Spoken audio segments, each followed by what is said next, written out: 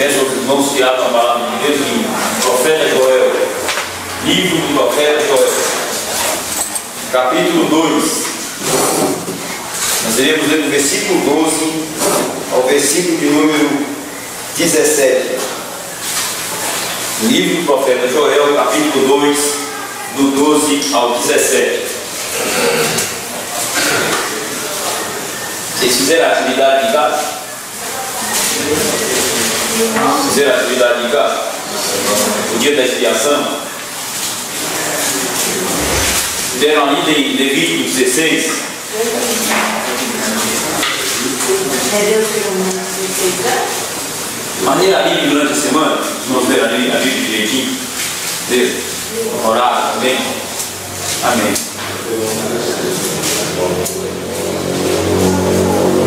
Joel capítulo 2, do 12 ao 17.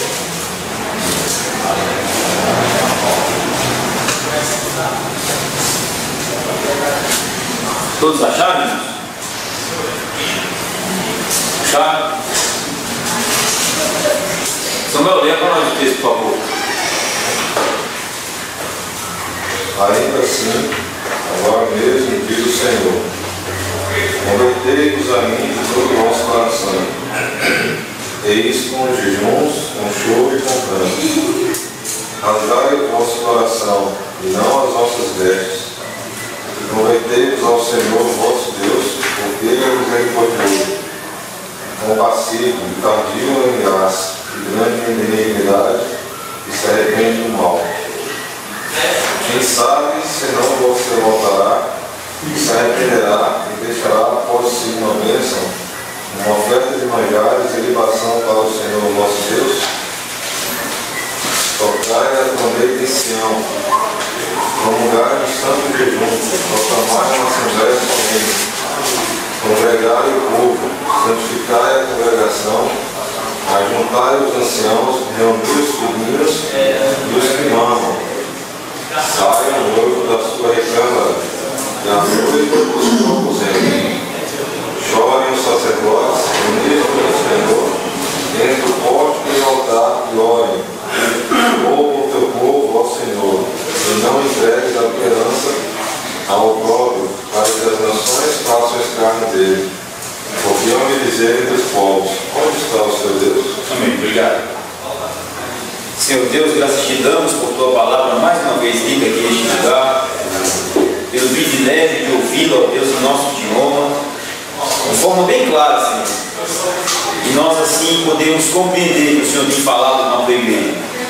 O Senhor tem falado com cada pessoa aqui neste lugar, Senhor.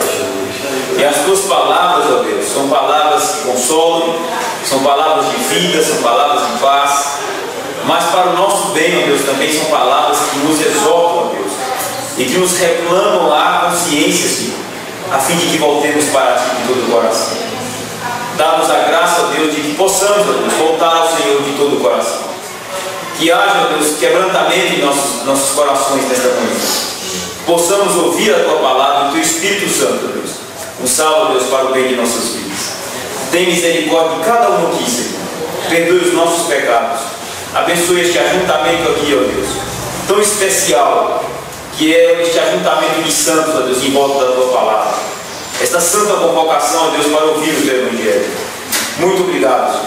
Perdoe os nossos pecados e dá-nos a tua graça. Em nome do Pai, do Filho e do Espírito Santo. Amém. Irmãos, antes de começar a aula de hoje, o tema é o dia da expiação, e os irmãos que fizeram a atividade de casa, homework, dever de casa, eu passei para os irmãos.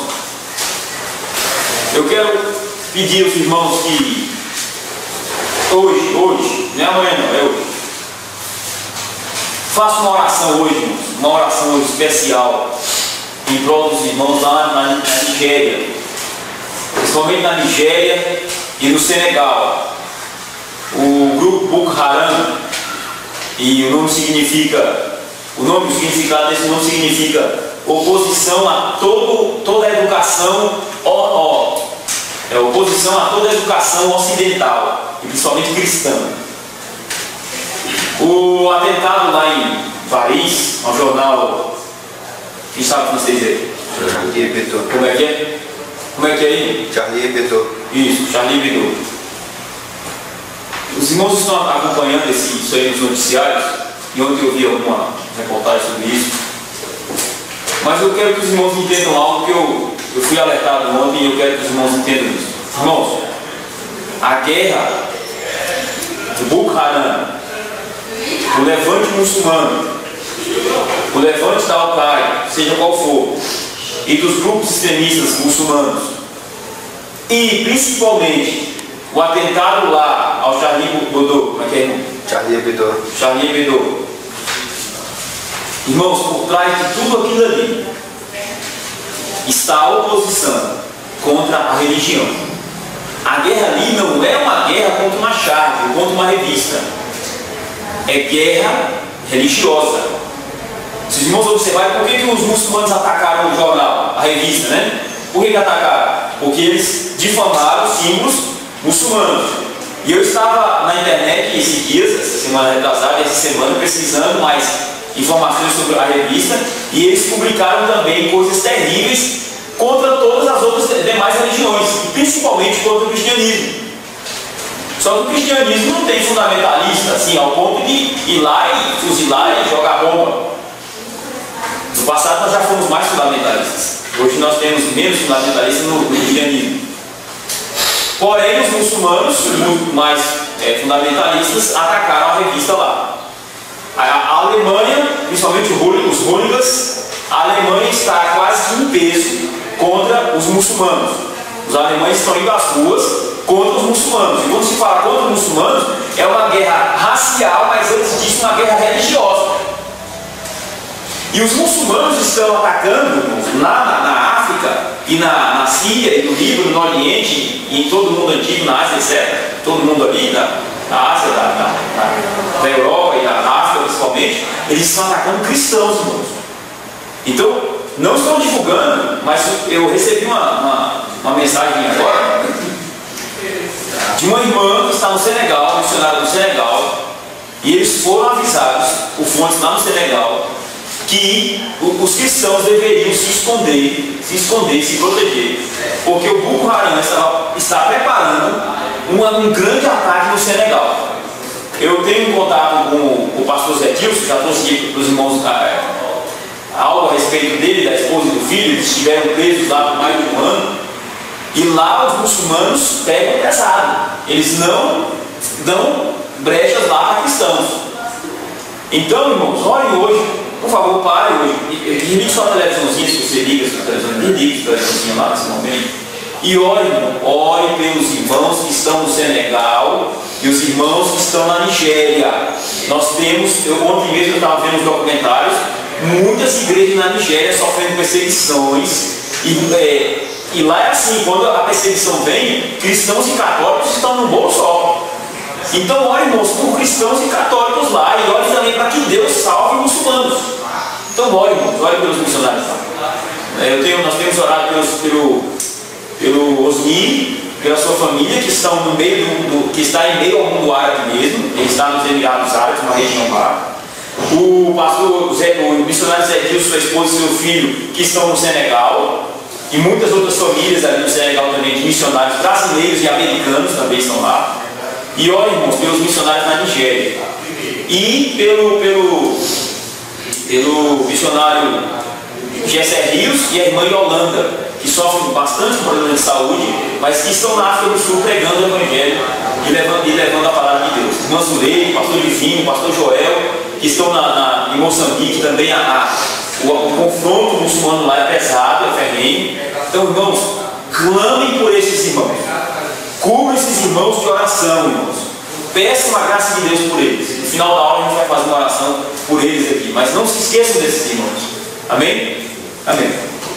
Então, eu quero agora, irmãos, começar com os irmãos o dia da expiação. Os irmãos que fizeram a tarefa, que vão fazer ainda, tem muito para a gente fazer, tá aí, nós vamos estudar hoje Levítico, capítulo de número 23, né? Do 24 ao 32. Eu pedi para ler aquele texto lá, que é o texto do Levítico 16, do 1 ao 34, e aí está é a nossa apresentação da aula de hoje, né? A palavra de Deus apresenta o dia da expiação, não é verdade? A palavra de Deus apresenta o dia da expiação, correto? Bem, e aí os irmãos podem olhar essa figura aí, eu coloquei de forma proposital. Os irmãos vão ver o sumo sacerdote ali, tá vendo? Colocando as mãos sobre o bode, sobre a cabeça do bode. E quem leu Levítico 16 vai perceber que lá vão aparecer dois bodes no dia da expiação. E ao longo da aula nós vamos dando detalhes sobre o que Deus quer ensinar através destes sacrifícios. O que Deus quer ensinar através do dia da expiação. Agora eu quero, antes de tudo, fazer um apanhado com os irmãos. Um apanhado com os irmãos aqui. Primeiro, esse dia da expiação, irmãos, ele inicia o ano novo judaico, o ano novo civil judaico. Tá?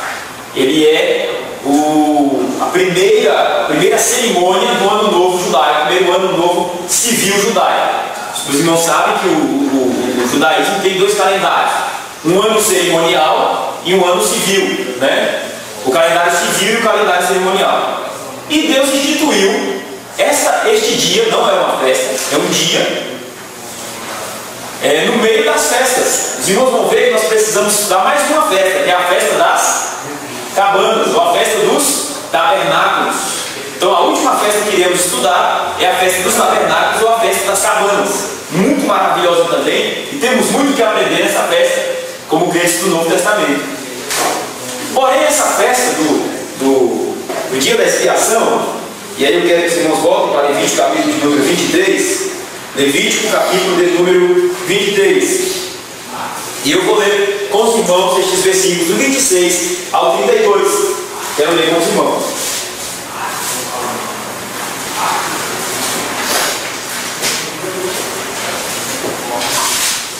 Vamos lá então? Posso ler? Levítico 23, do 26 ao 32 diz assim. Preste bem atenção no que Deus vai continuar dizendo aqui na sua palavra, nesse dia que Ele instituiu, nesse calendário que Ele impôs ali ao povo de Israel, certo? Veja só, preste atenção. Disse mais o Senhor a Moisés, 2 pontos. Mas, vírgula, aos 10 deste mês sétimo será o dia da expiação. Ele não falou em festa, ele falou dia da expiação. Tereis santa convocação e afligireis a vossa alma. Trareis oferta queimada ao Senhor. Nesse mesmo dia, nenhuma obra fareis, porque é o dia da expiação, para fazer expiação por vós perante o Senhor, vosso Deus. Porque toda alma que nesse dia se não afligir, será eliminada do seu povo. Quem nesse dia fizer alguma obra, a esse eu destruirei do meio do seu povo. Nenhuma obra fareis. Deus repete novamente: nenhuma obra fareis. É estatuto perpétuo pelas vossas gerações, em todas as vossas moradas. Sábado de descanso solene vos será. Então afligireis a vossa alma aos 9 do mês, de uma tarde a outra tarde, celebrareis o vosso sábado.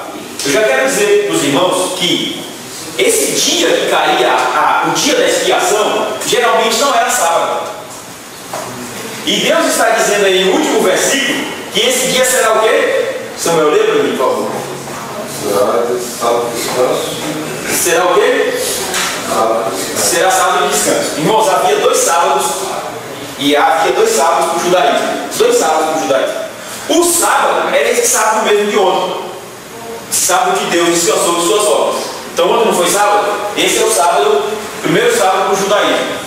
Só que havia um outro sábado que Deus impunha ao seu povo, ou seja, que Deus ordenava ao seu povo, quando algumas dessas solenidades caíam no meio da semana, Deus mandava o povo cessar as suas obras e Deus mandava o povo celebrar e viver este dia como se fosse um dia de sábado.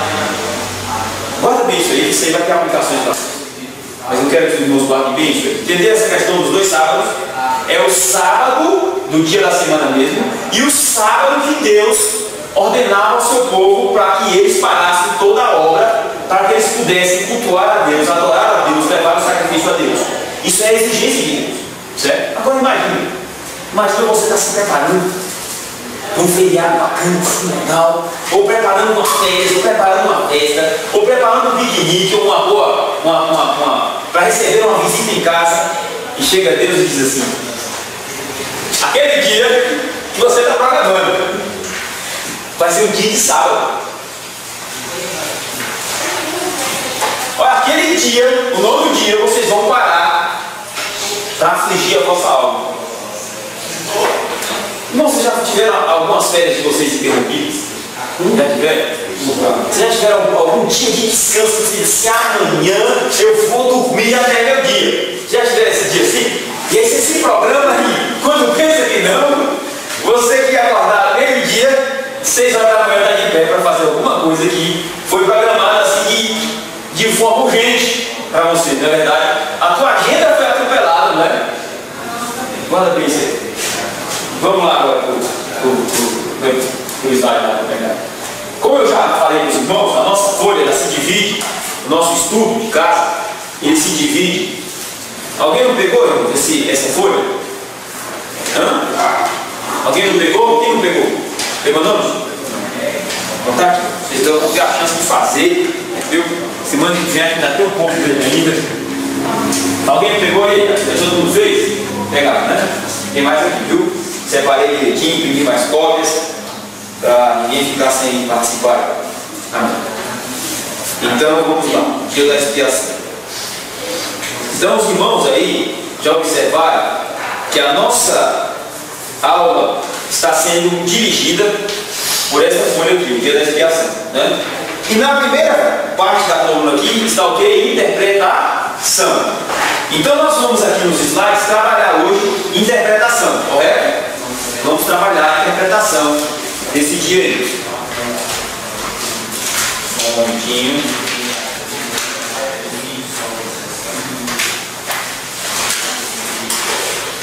Dia da expiação. Então vamos lá, irmão. Por favor, passe aí. Sim. Vamos ler, irmãos, este conceito aqui do dia da expiação. De um livro um comentário que eu encontrei, do comentário bíblico expositivo Emerson Warren. Esse nome no hebraico, dia da expiação, também no hebraico significa Yom Kippur. Yom é dia, Kippur é expiar, que vem do verbo kapar, que significa pagar o preço em resgate de outro, sabe? Derramar sangue, uma oferta dada em prol de outra vida. Nós vamos ver esse significado certo aí. Os irmãos conseguem ver essa letrinha? Ficou um pouco pequena, né? Mas estão conseguindo aí? Então eu vou ler e os irmãos vão ouvir. Um conceito muito interessante que eu achei aqui desse dia da expiação, nesse comentário, diz assim: o Yom Kippur, ou o dia da expiação, era o dia mais importante do ano para os israelitas do Antigo Testamento. Era o dia da expiação, o Yom Kippur. Quando Deus, na sua graça, expiava todos os pecados de todas as pessoas e dava à nação um recomeço. Pelo fato de hoje em dia não terem nem templo nem sacerdotes, os judeus, né? Oséias 3:4, eles ficavam sem templo e sem sacerdotes. Os israelitas não podem comemorar o Yom Kippur da maneira como foi instituído. Mas aqueles que receberam a Jesus Cristo podem encontrar nesse dia, ou nesse antigo ritual, um retrato daquilo que Jesus fez por nós na cruz. Correto? Ou seja, o crente do Novo Testamento, quando estuda esse dia da expiação, ele consegue enxergar Cristo e consegue ver o que Cristo fez por ele na cruz do Calvário. O próximo, por favor. Então nós temos aí 2 bodes. Estão vendo 2 bodes? Parece que eles são gêmeos, né? E de fato era assim, eles tinham que ser 2 bodes, os mais semelhantes possíveis.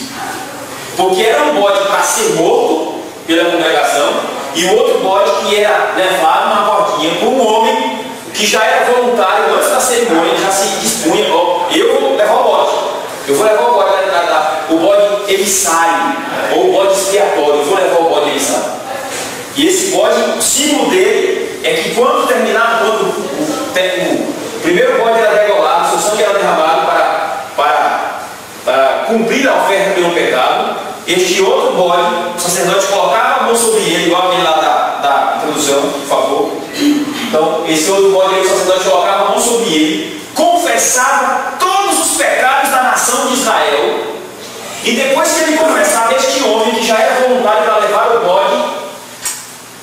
bode emissário, pegava o bode pela cordinha e saía com o bode, passando pelo meio da congregação, e ia embora, e o pessoal ia olhando para o bode, e o homem também ia embora, e eles iam, e até que eles não viam mais o bode, e o bode entrava no deserto adentro, e o bode entrava passava por montanhas de areia, e o bode descia com esse homem, e o bode subia, e o bode ia para longe da congregação de Israel, e lá no deserto, na aflição do sol calcante do deserto, o bode era largado lá, e o bode lá morria à míngua, sem água, aflito pelo calor, pelo frio da noite, até que ele morria e o seu corpo tombava no deserto.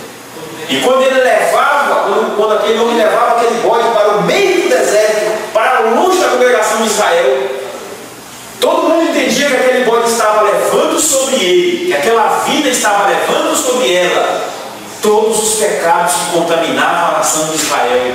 E por causa daqueles pecados, aquele bode ia morrer em aflição no deserto, com muita sede, com muito sofrimento. O corpo dele ia tombar no deserto. É verdade.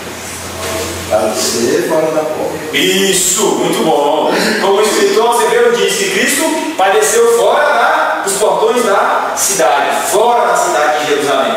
Isso aí, isso, é isso mesmo. Essa é a aplicação do Novo Testamento.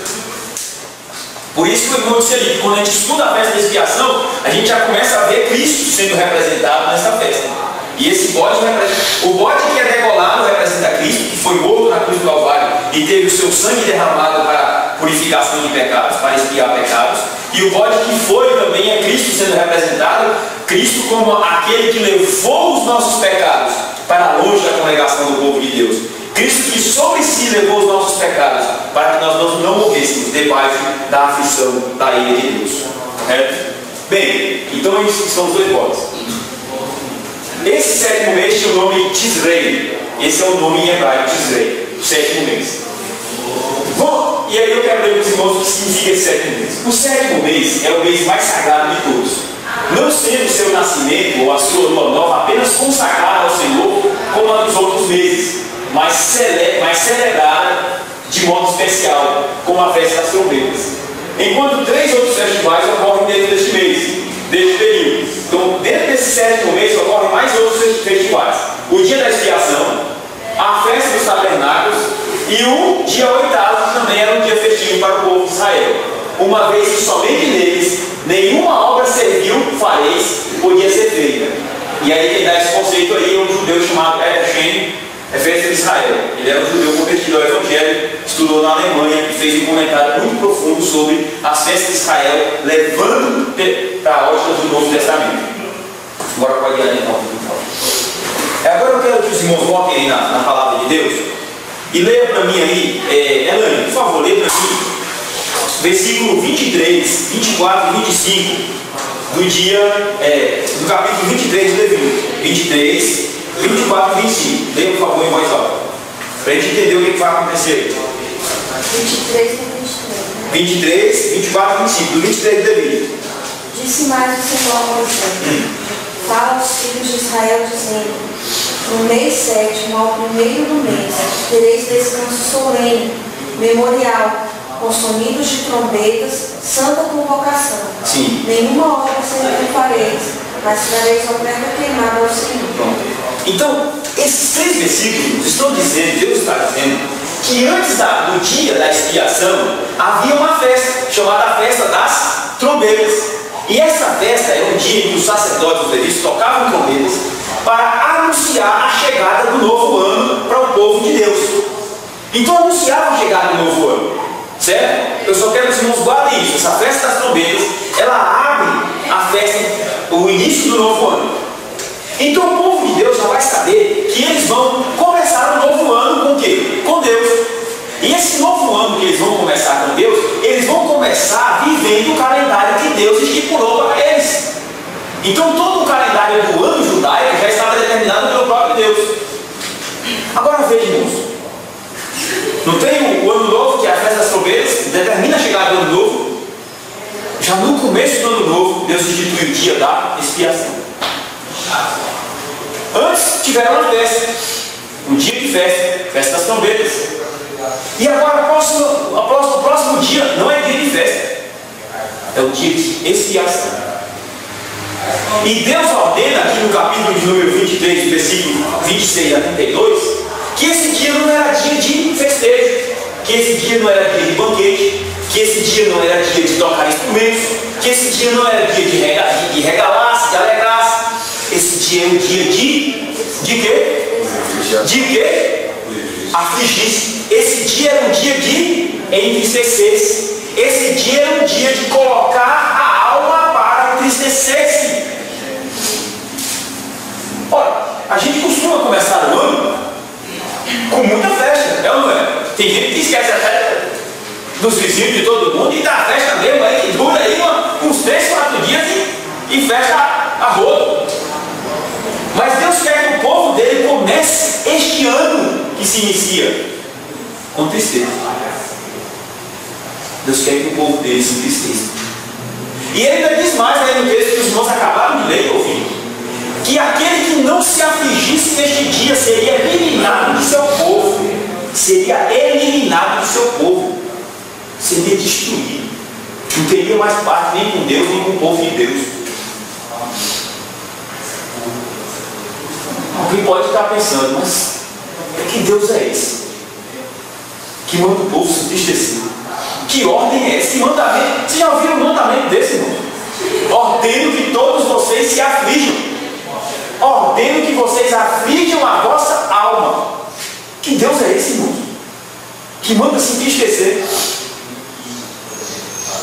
Até agora estava tudo bom, né? Festa de Pentecostes, de primícias, e o povo com banquete, e 2 pães, e animais, e era aquela maravilha, o povo tinha empolgação para isso, e agora Deus para o calendário e diz: esse dia não é dia de festa, esse dia é de choro, é dia de lamento, é dia de humilhação, é dia de tristeza, é dia de afligir a alma, é dia de meditar, é dia de pesar os seus pecados. E por que é que Deus manda o povo se entristecer aí, irmãos? Por que Deus está mandando o povo se entristecer e afligir a própria alma? Por quê? Por quê, irmãos? Qual o motivo de Deus mandar o povo se entristecer? Se afligir? Lembrar da condição dele. Lembrar do que, irmão? Da condição de pecado. Opa! Sentir as misérias. Isso, sentir as misérias. Muito bom, muito bom. Lembrar que eles fizeram estrangeiros. Também. Mas nesse ponto aí está mais focado para a questão do pecado. Deus está mandando o povo se afligir por causa dos pecados deles. Deus está mandando o povo se afligir por causa dos pecados deles. Então veja, o que isso tem a ver comigo e com você hoje? O que isso tem a nos ensinar? Ou será que isso é mais uma aula assim de escola dominical que você vai ouvir e vai embora feliz, daqui a pouco você vai estar se bobeando e esquece esse aqui? Muito interessante que se o povo não fosse indiferente, acho que não precisaria de mandamento, né? Sim, com certeza. Muito bom. E a indiferença significa o quê? Não. Que meu coração tornou-se duro, tornou-se apático e tornou-se cínico. Irmãos, se você for perguntado por alguém como é que você caracteriza a nossa geração, você pode caracterizar, irmãos, com a palavra do cinismo. Sabe, você conhece pessoa cínica? Já conheceu uma pessoa cínica? Já? Tem certeza? Você nunca foi cínico com ninguém, não, né?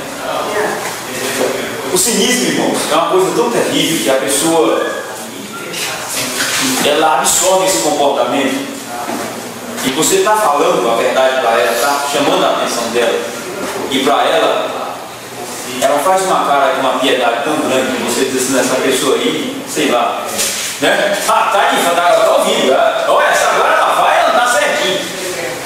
Que nada. Você vira as costas, a pessoa está até pior. cinismo também ele vem carregado de deboche. Tem pessoas hoje debochando de igrejas que pregam a palavra, de irmãos que ensinam a palavra, de pessoas que debocham. Deboche mesmo. A nossa geração também é marcada pela euforia, não é verdade? Muitas vezes a gente chega aqui com sono porque o vizinho resolveu dar uma festinha até mais tarde. Eu nunca vi um Brasil, um país com tanta crise e o povo ainda arrumar condições e fôlego para barulho, para festa, para algazarra. A nossa geração é uma geração que não para. Me fez lembrar de uma música: o tempo não para, né? Mas aqui tem que mudar. A geração não para. A nossa geração é uma geração que não para. Tem gente que quando ela para, as pernas ficam assim, agoniadas. Nós somos uma geração que não aprendemos mais, que desaprendemos a refletir, que desaprendemos a meditar.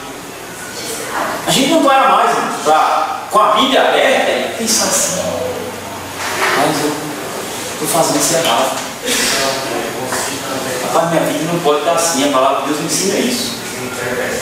A meditação foi retirada de dentro de muitos lares, no momento do culto, aquela pausa do culto, aquela pausa que o chefe de família abria a Bíblia e dizia assim: gente, não, para todo mundo aí, agora vamos cultuar o nosso Deus. Aqueles momentos na igreja assim, de pregação, eu lembro muito bem disso, eu era menino, mas não faz muitos anos. Eu lembro disso, as pregações assim, irmãos, parece que o silêncio ele era tão piedoso, o silêncio era tão piedoso nos nossos dias na igreja, parece que o silêncio era palpável, tão piedoso era esse silêncio, a reverência, o preparo para o culto. Os irmãos chegavam para cultuar a Deus, você encontrava os irmãos de joelho antes de começar o culto. Não era falando do jogo de futebol que eles tinham visto à tarde, não. Você viu o Flamengo? Rapaz, eu quase que perdia hoje. Hoje na igreja a gente ouve isso. Antes do culto, irmão, rapaz, eu quase não chegava aqui porque o jogo lá do Flamengo estava um pouco acirrado, rapaz. Eu estava lá pedindo a Deus que o Flamengo ganhasse, chegava aqui cedo hoje. Ou então, irmão, eu venho aqui hoje, essa semana eu vim de 10 cabeças de gado, graças a Deus. Semana foi bom também. Antigamente, quando você chegava na igreja, os irmãos estavam ajoelhados, orando a Deus, orando pelo culto, orando pelos irmãos que iriam chegar, orando pela pregação. E nós participamos de um tempo, irmãos, que se tirava tempo para Deus, se tirava tempo para orar, se tirava tempo para jejuar, se tirava tempo para passar um dia com Deus. Você lembra de um dia com Deus? Irmãos, amanhã vai ser o dia com Deus. Não é que os outros não fossem, não, mas é que os irmãos tiravam o tempo mesmo, de sábado todinho, para jejuar e orar, e passar um dia na igreja ali, orando, lendo a Bíblia, né? Passava um dia com Deus. Era um dia muito difícil, né? A gente passava com fome, gente na adolescência, metabolismo lá em cima, com a fome terrível. E aí, mas tinha que ir para passar um dia com Deus. A gente chegava em casa tão amarelo de fome que não conseguia nem comer direito, porque a fome era tão grande que o estômago já ia enfraquecendo, né? Mas nós tínhamos um dia com Deus, né? Os puritanos tinham isso muito, os puritanos faziam muito isso. Os puritanos tiravam sábados inteiros de jejum, de oração pela igreja, pelas missões, pela vida deles, pela nação. E nós não. Nós desaprendemos isso. E a nossa vida tem sido esse ciclo assim, ininterrupto. E sabe quando é que a gente para? Você sabe quando é que a gente para? Vocês querem saber quando a gente para? Quando o que, Juliana? Quando adoece. Quebra um pé, não é? Um braço, não dá um troço no estômago, pirola assim, que ele começa a não dormir à noite, perde o sono de noite, a agonia é tanta, a agitação é tanta, que o cérebro desprograma a rotina de dormir. O cérebro vai ficar de dormir. Aí você vai parar no neurologista, aí você para. Aí você para para ler a Bíblia também, nós temos tempo. Rapaz, a Bíblia, rapaz, traz a Bíblia para mim aí, vamos lá. Você acha que Deus quer me ensinar algo nisso aqui? Não é verdade? A gente só para quando adoece, não é verdade? Sempre existe, né? Hã? Sempre existe, lá é parado, né? Isso tem alguma coisa a ver comigo, com você? Tem alguma coisa a ver? Tem? Comigo tem. E muito. E agora Deus, aqui nesse texto, ele está ordenando o povo dele Eu acho bonito uma forma como Deus chega, né? O 7º mês. O 7º mês. Tá? No 10º dia é o dia da expiação. Mas vocês entendem, vocês viram aqui que ele diz assim, que no 9º dia o povo já tinha que começar na tarde, no 9º dia, a se afligir. E sabe como é que o povo se afligia? Primeiro com fome. Não tem coisa que aflige mais a gente do que fome. Tem? Não tem? Quem que gosta de comer? Ninguém? Todo mundo gosta de comer. Tem gente gosta mais, né? Mas, né? Amém. Acho bonito. Quem gosta de comer muito é bonito. No meu espelho do alimento. Mas veja, guarda um negócio. Nesse dia da expiação, o povo tinha que afligir a alma ali. Mas você não aflige a alma com um churrascão, aflige? Aflige. Você não aflige a alma ouvindo uma boa música, aflige? Uma taça de vinho do povo, você aflige a alma assim? Vamos afligir, vai, vinho do povo daqui na mesa. Churrascão, vai passando, vai passando. Quem aflige a alma assim? Então a primeira coisa que Deus ordenava era o povo jejum. Todo mundo com fome.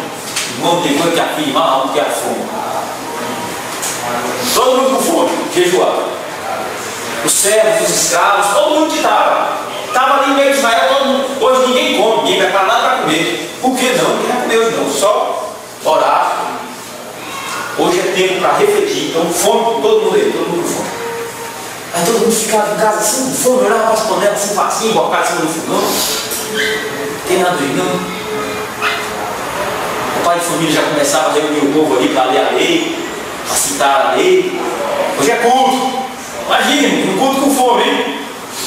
Culto com fome, não era um cultozinho de 2 horas não, era um dia todo. Fome, já começava na tarde do dia nono, o povo com fome. Aí o semblante já começa a ver, tem gente que quando fala assim, não vai ter café da manhã, o semblante já cai de vez. Tem gente que só vai cair lá para meio dia, né, que a fome é maior. E o povo está assim, com um semblante artístico assim, os meninos, as criancinhas também, ninguém comia. Criancinha todo mundo, do pequeno ao mais velho, todo mundo com fome. Começava a ouvir a leitura da palavra, começava a orar. E começava a lembrar do quê, irmãos? Com fome. Do pernil assado assim. Não. Tinha que estar pensando nos pecados que ele tinha cometido até aquele dia. Aquele dia era o dia que Deus reservou. 7º mês, no 10º dia do mês 7, vocês vão afligir a vossa alma. E vão afligir por causa do pecado. Vocês vão pensar o pecado que vocês têm cometido. Vocês vão sentir as vossas misérias. Vocês vão sentir os vossos pecados. Pecado contra mim, pecado contra vocês mesmos, pecado contra o próximo, pecado contra a esposa, contra os filhos, contra os servos. Vocês vão meditar em toda essa gama de pecado que vocês têm cometido. E agora com fome e oração, um culto desse aqui, e você ainda pensando em pecado, aí que fica mais abatido ainda. Então esse era um dia de choro, um dia de pranto, um dia de sentir as misérias que o pecado provocou. É muito mais do que isso. Esse dia era um dia para você e eu refletirmos que o mal que nos aflige não é o governo que está aí hoje não. O mal que nos aflige não é esse governo que está aí hoje não, que depauperou os cofres públicos. Quem tem imposto de renda para receber ainda não recebeu, e nem vai receber, não sabe nem quando vai receber, mas já tem que declarar o imposto, viu? O mal que nos aflige não é essa violência que está aumentando em nossas cidades aí, não. Também é o mal. O mal que nos aflige não é chegar na porta do hospital, de madrugada, precisando de socorro, e você saber que não tem um médico lá para te receber. E quando tem um médico lá, o médico diz assim, eu posso te examinar, mas não tem um remédio aqui. Tá? Desespero, viu? O mal que nos aflige, irmãos, não é nem mesmo a morte. Deus quer nos trazer a consciência hoje aqui, através desse dia da expiação, de que o mal que nos aflige chama-se pecado. E que nós, na maioria dos nossos dias e das nossas vidas, nós não damos a importância que o pecado deve ter. Nós não estamos mais considerando que o pecado é o mal que afligiu e aflige a raça humana. O profeta Jeremias vai dizer: e do que se queixa o homem?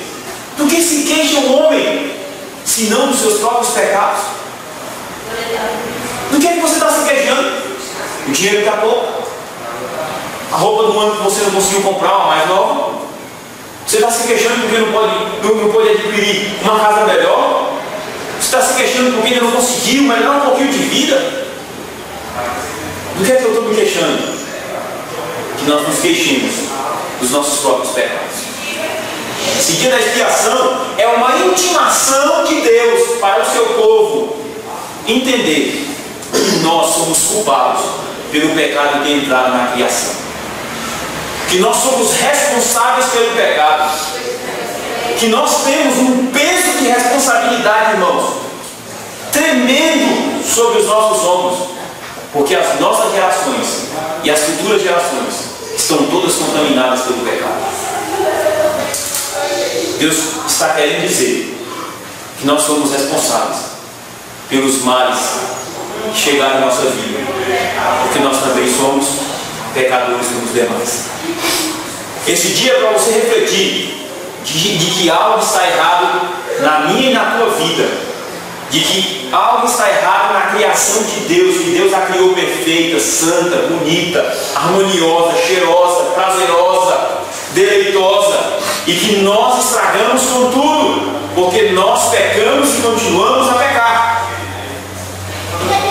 Agora veja, esse chamado de Deus para mim e para você nesse dia, no dia de domingo, no dia que todo mundo tira para celebrar e para festejar, Deus está nos ensinando que Deus tem nos chamado à angústia. Já ouviram um sermãozinho? Já ouviram um sermãozinho? Eu ouvi um dia disso. Se eu pudesse colocar o título dessa aula hoje, o nome dessa aula seria Um Chamado à Angústia.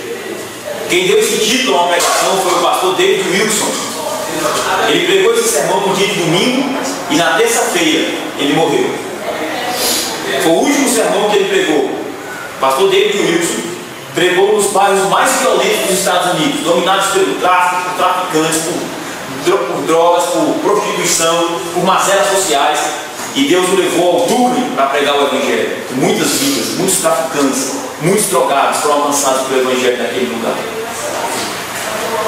E a última pregação dele, irmãos, ele pregou no livro de Neemias. E ele disse que a igreja atual é uma igreja que não chora mais por causa do pecado. Nós somos uma igreja que não temos mais chorado por causa do pecado. Que não temos mais nos angustiado pelo caos que tem tomado a sociedade, pelo caos que tem tomado a família, pelo caos que tem tomado a moral, pelo caos que tem tomado a educação, e tudo isso por causa do pecado. Nós sabemos que é por causa do pecado, mas nós não nos afetamos mais por isso. O pecado não mais nos afeta. Confessar pecados virou artigo de luxo. Se contritar, se quebrantar por causa do pecado, sentir o peso do pecado, pelo pecado que você tem cometido, pelo pecado que eu tenho cometido, pelo pecado que a igreja tem cometido, irmãos, isso não existe mais. Isso não existe mais. As nossas orações a Deus são essas: me dá, Senhor, me dá, Senhor, me dá, Senhor. Eu quero isso, Senhor. Eu preciso disso. As nossas orações não são mais orações: Senhor, tem misericórdia de mim, porque eu estou num barco furado do pecado. Eu estou transgredindo a tua palavra. Eu estou, Senhor, transgredindo o teu evangelho. Eu estou indo contra as autoridades.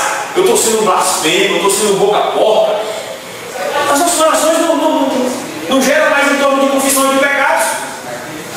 Perdoa-nos assim como temos perdoado os nossos devedores. Nós não temos feito mais essa parte da oração. Porque o dia da expiação não faz mais parte do nosso calendário. Deus instituiu esse dia para o seu povo, mas esse dia não faz parte do nosso calendário. Faz parte dos nossos calendários são os dias festivos.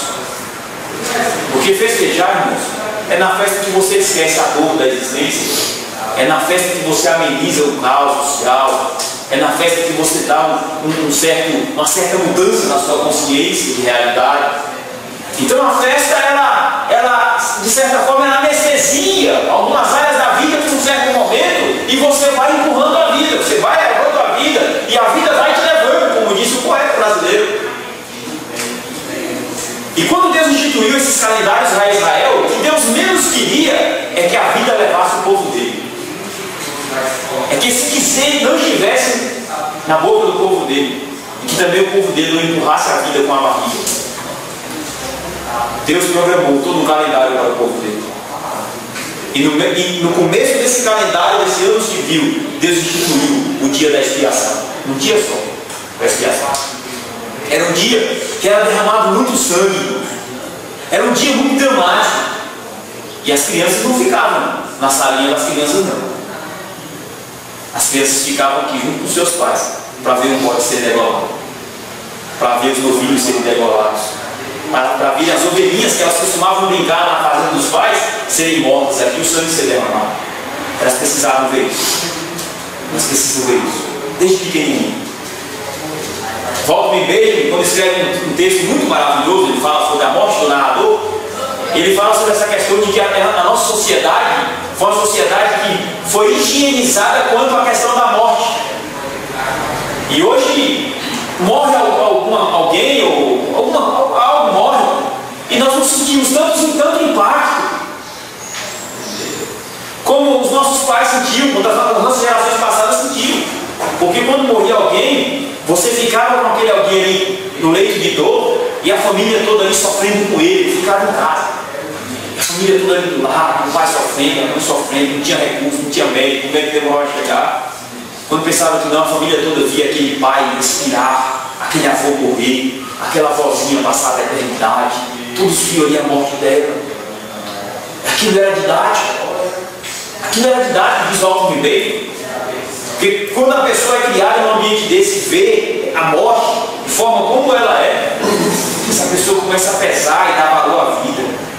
E dizer, o meu fim também vai ser o fim desse meu avô. O meu fim vai ser o fim da vovó. Então a vida é algo muito importante, eu tenho que viver a vida melhor. Isso é didático. E Deus mandava o povo derramar o sangue dos animais ali, todos viam. As crianças, ninguém fechava os olhos dela para não ver isso, não. Via ali os animais sendo mortos, sangue derramado, e os animais sendo colocados no local para pegarem fogo completamente diante de Deus. Daqui a pouco, no final desse dia da expiação, também as crianças viam, os velhos, os jovens, os adolescentes, as moças, todos viam alguém puxar um bode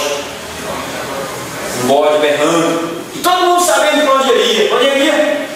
Para a parte dos verdejantes, para águas frias, para descedentar a alma dele.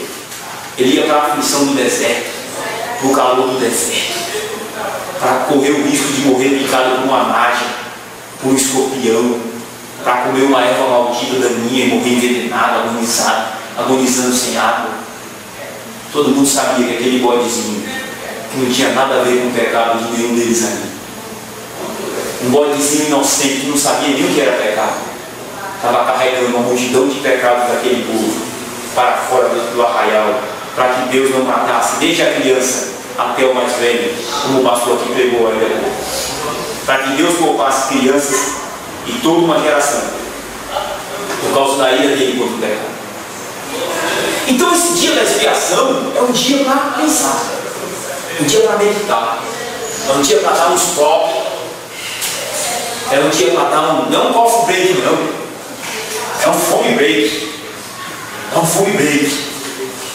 Afligir a carne. Pensar no que você tem feito durante todo o ano passado. Ver o que é que o seu pecado custa. E quando o povo era levado diante do tabernáculo, que via o bode sendo degolado, o holocausto sendo queimado, porque entre os dois bodes ainda tinha o sacrifício de oferta queimada, que eram os novilhos queimados lá no altar, cortar com os gostos disso aí. A pessoa ficava vendo aquela cena toda ali e ela já estava entendendo. Os animais estão morrendo por causa do meu pecado. O sangue está sendo derramado por causa do meu pecado. Esse dia era o dia para se pensar que o pecado custa o quê? Preço de vida. O pecado custa preço de vida. E Deus está dizendo para o seu povo, não brinquem com o pecado. O pecado custa preço de vida. E aquele dia era marcante na consciência do povo, porque eles tinham que sair daquele dia entendendo. Depois que o homem pecou e que todos eles pecaram, para terem acesso a Deus, o sangue de alguém tinha que ser derramado. O sangue que representa a vida tinha que ser derramado. para que pecadores tivessem perdão, tivessem acesso novamente a Deus.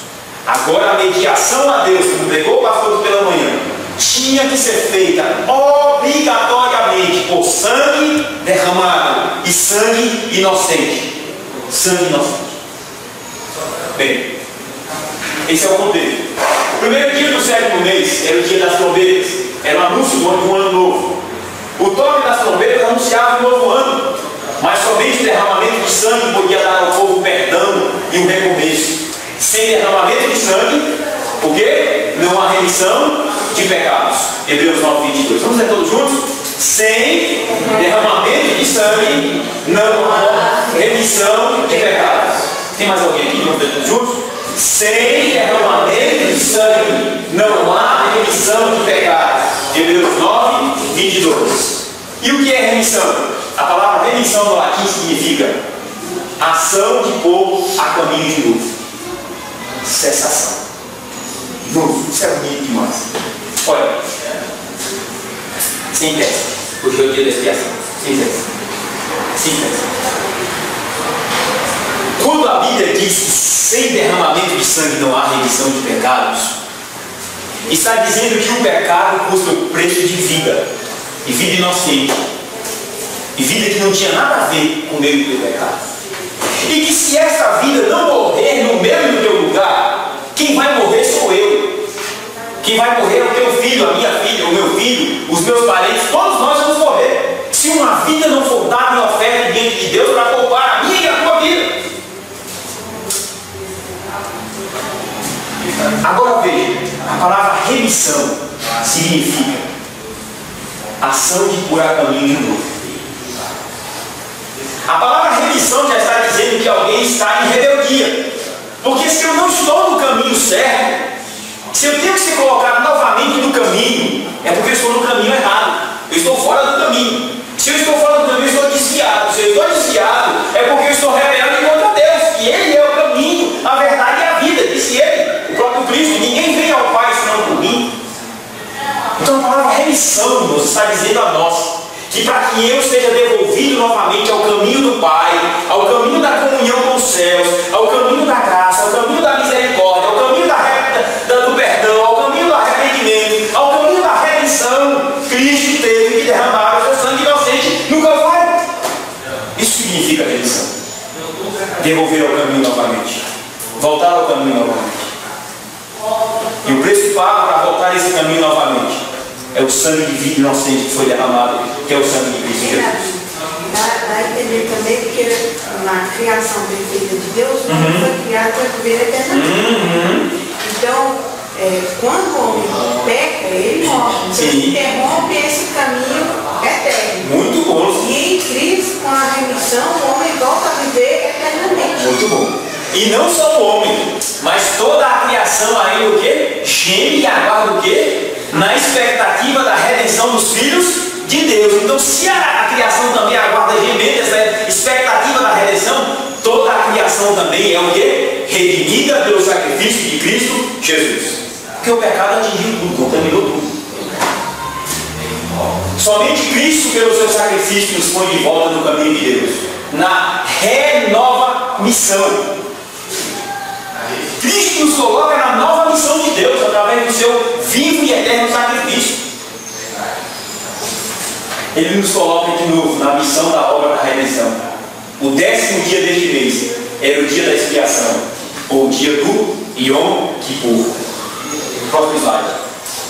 Interpretando Levítico 23, 26 ao 32.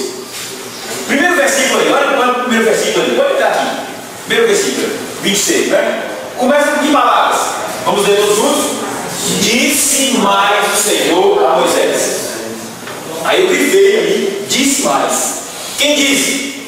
Não. Quem disse? O Senhor. É só perguntar para o velho que ele diz o sujeito, né? O Senhor disse.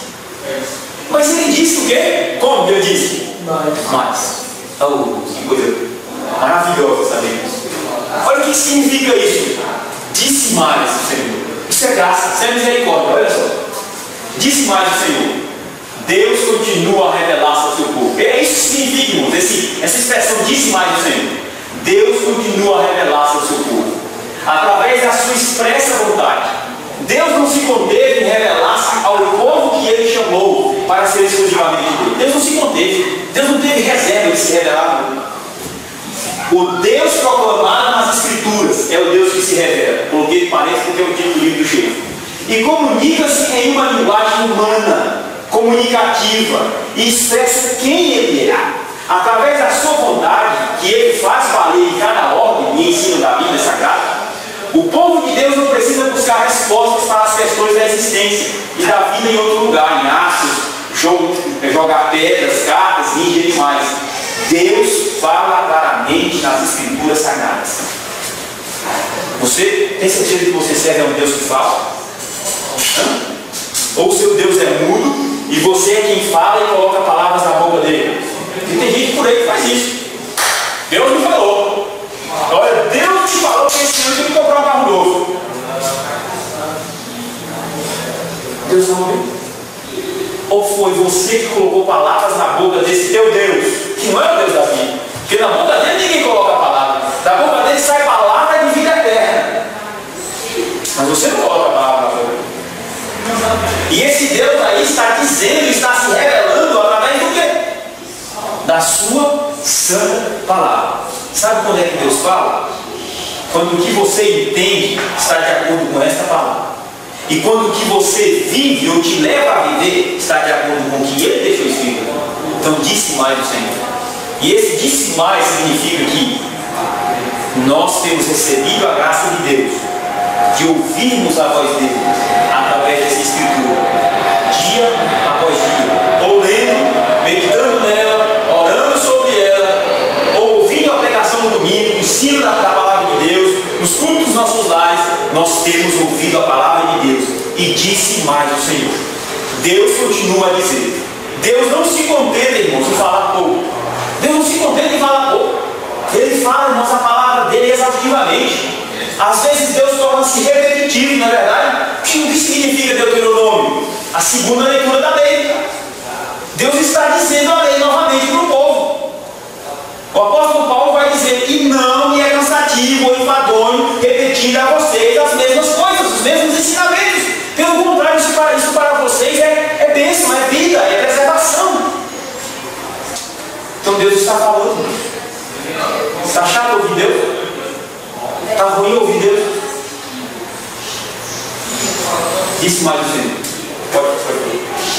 Agora veja que diferença, irmãos, há entre o povo que Deus chamou para si, e aqui o texto que o pastor leu diz que Deus escolheu o povo de Israel para si, ele se apropriou das nações e rejeitou outras nações, e Deus privilegia a Israel para ouvir a voz dele, para ter a palavra dele escrita, para ter homens separados por Deus para ministrarem o culto a Deus verdadeiro. Que privilégio, que graça, que misericórdia nas páginas do Velho Testamento. E alguém disse que não acha graça no Velho Testamento. Eu tenho me surpreendido com os mananciais de graça que eu tenho encontrado no Velho Testamento. É graça sobre graça. É graça, irmãos. Muita graça. E você vê e olha para as nações de redor, imagina que você é um judeu, um israelita. Está com o teu Deus, é o dia da expiação. E Deus está falando através da lei. Deus está falando com Moisés. Moisés desce do monte, fala o que Deus está ensinando. Moisés escreve o que Deus está falando, entrega ao povo, entrega aos levitas, os levitas leem, o povo é alfabetizado, o povo também aprende a ler. E agora, irmãos, você olha para as nações de redor e quando o povo queria saber algo, tomar uma decisão difícil para a nação, se eles iam descer em guerra contra os assírios, ou se iam descer contra os egípcios, as outras nações faziam o quê? Matam o boi, matavam. Abre o fígado, abria o fígado do boi. Abria assim e começava a dizer, pelo fígado do boi aqui está dizendo que nós não devemos descer contra os assírios hoje.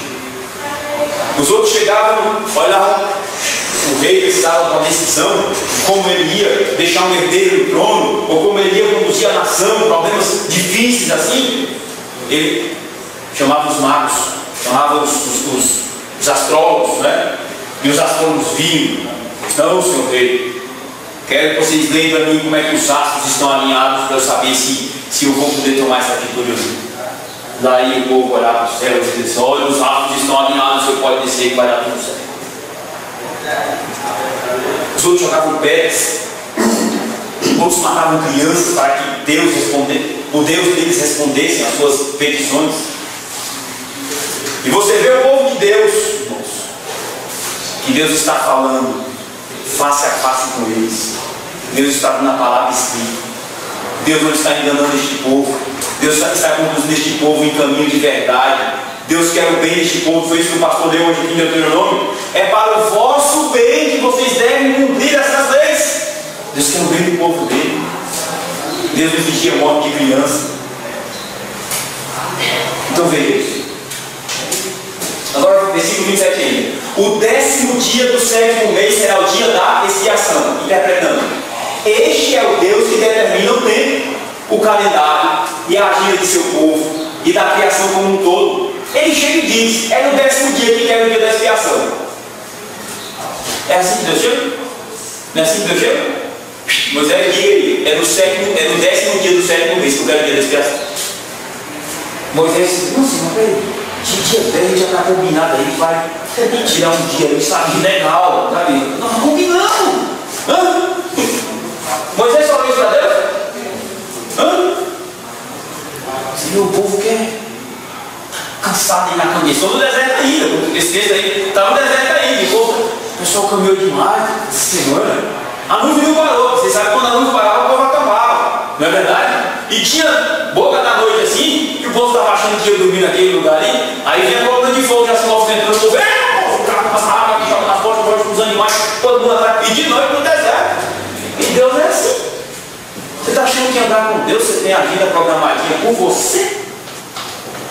Andar com Deus, você tem a agendinha programada por você? Irmão, você quer saber uma coisa? Esse negócio de programar aqui, irmão, eu já desisto desse negócio. Não dá não. Aí, esse Deus que programa a agenda do povo, ele não quer saber que barganha com ele não, de negociação. Não, mas ó. Aí os outros Moisés voltando aqui, o povo andou demais essa semana. O Senhor puxou de uma nuvem aí, o povo teve que andar e eram mais de 600 mil pessoas, aproximadamente, saindo lá do Egito. Mais de 600 mil pessoas andando. Animais de todo mundo aí. 5 milhões. 5 milhões, muito bom. 600 mil são homens. Era o exército de homens. Que o texto de Atos vai dizer através de Estevão, quando vai falar no tempo. Só o exército. Isso, muito bom. Mas eram os 5 milhões. Era gente demais. Olha a logística desse povo. E no deserto? Quem viu no filme do Êxodo? Ninguém viu. Então, quem viu lá tem uma dimensão daquela quantidade de gente. Bem, mas veja, você pode também ter essa dimensão pela fé e pela meditação e pela imaginação do perfil. E aí, digamos que Moisés diz: não, mas dia 10, peraí, mas dia 10, o povo está com saco mais. Não tinha esse negócio com Deus, não. E também não tem esse negócio com Deus, não. Ó, se Deus determinou o dia, é aquele dia. Vá você ou não, ele determinou aquele dia. Agora desobedeça e você vai sofrer as consequências. Então esse não tem interpretação melhor para nós. A interpretação já é uma aplicação prática. E o que é que nos ensina isso? Esse Deus chegar e vai dizer assim: vocês são meu povo, está aqui a agenda do ano, vocês vão ter 2 calendários, e nesse dia, no 7º mês, eu quero um 10º dia, um dia da expiação. Vocês vão parar. E outra coisa, eu quero aflição.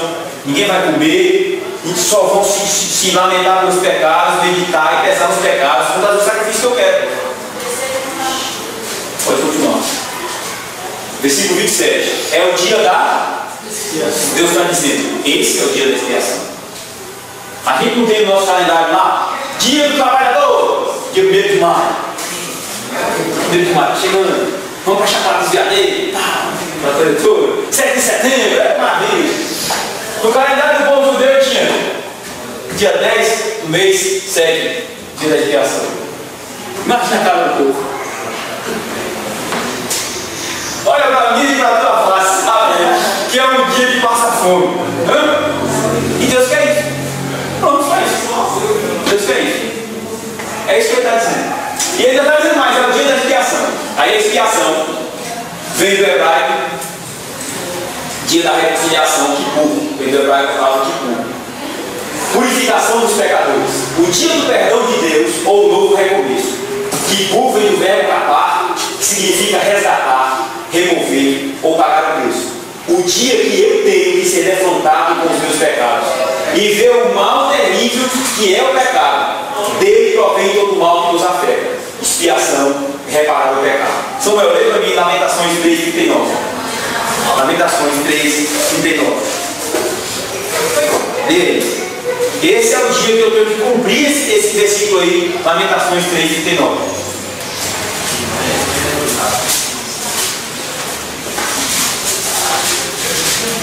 Pode ler. Porque, pois, se queixa o homem vivente, queixa-se cada um dos seus próprios pecados. Você tem alguma coisa para reclamar diante de Deus? Alguém tem alguma coisa para reclamar diante de Deus aí? Algum projeto seu que não deu certo no ano passado? Foi? Deus frustrou, não foi? Deus frustrou seus planos no ano passado? Né? Frustrou? Ou ninguém teve aqui planos frustrados no ano passado? Teve? Teve, irmão? Você sabe quem foi que frustrou, não sabe? Você sabe quem foi que frustrou? Tá bom, agradeça aí. Ele frustrou para o seu bem, ele frustrou para o meu bem. Amém? Agora, se tem alguma coisa para reclamar diante de Deus? Tem? Se você for reclamar alguma coisa diante de Deus, reclame porque você continua pecando. Quando você estiver com raiva mesmo, hoje eu vou reclamar com Deus. Esse negócio está certo, não. Chegue lá e diz: Senhor, me perdoe. E o que eu tenho que reclamar são os pecados que eu tenho cometido. É a única coisa que nós temos que reclamar. É a única coisa que temos que fechar diante de Deus nos nossos pecados. Então, eu não entendi que você explicou em relação ao Pentecostes. Você falou os dois planos ligados. sim. E você, acho que você chegou à conclusão de que a ideia é de que os nossos melhores frutos, mas você falou também a ideia de que as obras das nossas mãos são condenadas pelo pecado. Sim. São manchadas por ele. Claro. Mas eu não consigo muito bem considerar isso em relação à santificação. Porque o homem, sei lá, depois que ele tem Espírito Santo, ele não é uma criatura. Sim. Ainda assim, tudo que ele faz é manchado pelo pecado, ou tem resquício do pecado. Sim, e é principalmente pelo pecado da barganha com Deus, da salvação pelas obras. Se você levar com esse viés, tudo que a gente faz aqui, uns pelos outros, pela igreja, ou pelo próximo na vida, a gente está sempre trabalhando em prol da questão das obras, da salvação pelas obras, ou da competitividade, ou do serviço, ou de ter reconhecimento do próximo dos outros. Então, todas as vezes que a gente vem trazer algo a Deus, ela está contaminada principalmente por esse pecado. Esse pecado da competitividade, esse pecado da minha identidade. Eu vou levar lá, vou fazer isso, porque a igreja vai ver que eu estou caminhando meio direitinho. Então, eu estou aqui adorando a Deus, cantando forte, cantando muito. O pessoal vê que eu sou um crente espiritual, entendeu? Todo dia na igreja, o pessoal vê que eu sou mais feito do que os outros. Então, fica essa questão no subconsciente da gente. E as nossas obras nunca vão ser perfeitas diante de Deus, porque elas estão manchadas pelo pecado. Por isso que o Espírito Santo intercede. Intercede por nós, muito bom. Porque senão não existe o verdadeiro a Deus. Senão a intercessão é eterna de Cristo e pela obra do Espírito Santo. No caso das boas obras, são boas obras ou não são boas obras? Elas são boas obras porque Cristo é a boa obra que Deus recebe. Se você, não sei se você estava na aula quando nós falamos das boas obras, no capítulo da Confissão, eu dei uma aula que demonstrava que Cristo é as boas obras para Deus. E é a nossa oferta de boas obras diante de Deus. Então, porque Cristo é a boa obra aceitável por Deus, todas as nossas obras que são feitas em prol de Cristo e por causa do Evangelho são aceitadas por Deus. São aceitáveis diante de Deus. Entende? Essa é a questão. Por isso que as boas obras elas são questão, primeiramente, de fé. Eu faço as boas obras porque eu creio em Cristo, que é o meu mediador eterno, e somente por Ele a minha oferta vai ser aceitável diante de Deus. Certo? Então, primeiramente, as obras são atitude de fé, um coração regenerado e salvo. Se eu for fazer boas obras para alcançar a salvação, a fé já não está nessa ação de boas obras. E ela torna-se obras malditas. Obras malditas diante de Deus. E atrai a ira de Deus, ao invés de atrair o favor de Deus e a misericórdia de Deus. Irmãos, eu termino por aqui, são 11 horas e 34 minutos. Nós não vamos mais progredir nesse assunto. E se Deus nos der graça no domingo que vem, e Deus quiser falar mais conosco, nós vamos dar continuidade nessa aula. Amém? Dia da expiação. Quem não fez aí o exercício, fica à vontade, faça. E aí nós vamos contribuir após a aula com esses exercícios aí.